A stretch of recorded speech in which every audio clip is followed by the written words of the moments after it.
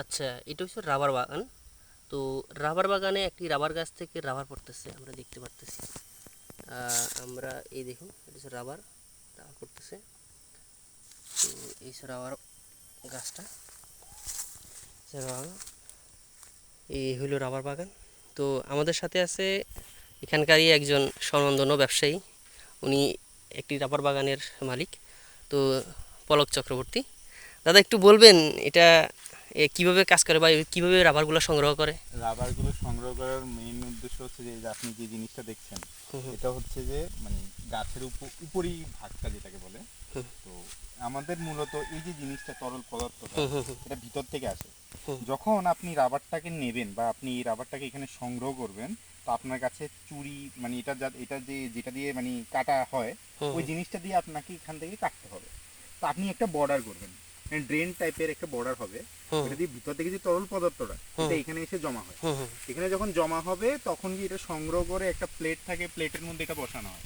বসানোর পরে তারপরে আপনি এটার মধ্যে অ্যাসিড দিবেন, একটু হালকা জল দেবেন।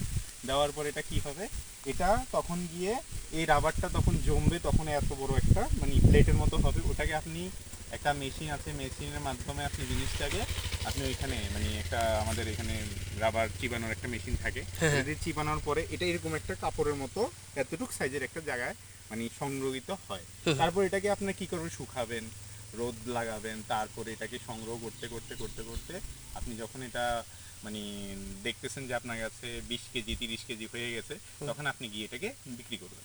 তখন আপনি এটার থেকে একটা ইনকাম করবেন। এটা আমাদের ত্রিপুরা বলতে গেলে প্রাথমিক ইনকাম সোর্স যেটাকে আমরা বলি। জি স্যার। আপনার কাছে যদি চাকরিও না থাকে, যদি আপনার কাছে রাবার বাগান থাকে, আপনি মনে করেন যে আপনি বসে বসে বাড়িতে বসে বসে আপনি খেতে পারবেন।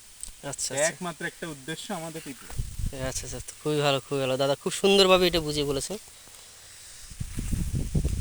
এখানে কিন্তু চারপাশে যা দেখতেছেন, চারপাশে পাহাড় যা আছে সবই কিন্তু রাবার বাগান, সবই রাবার বাগান।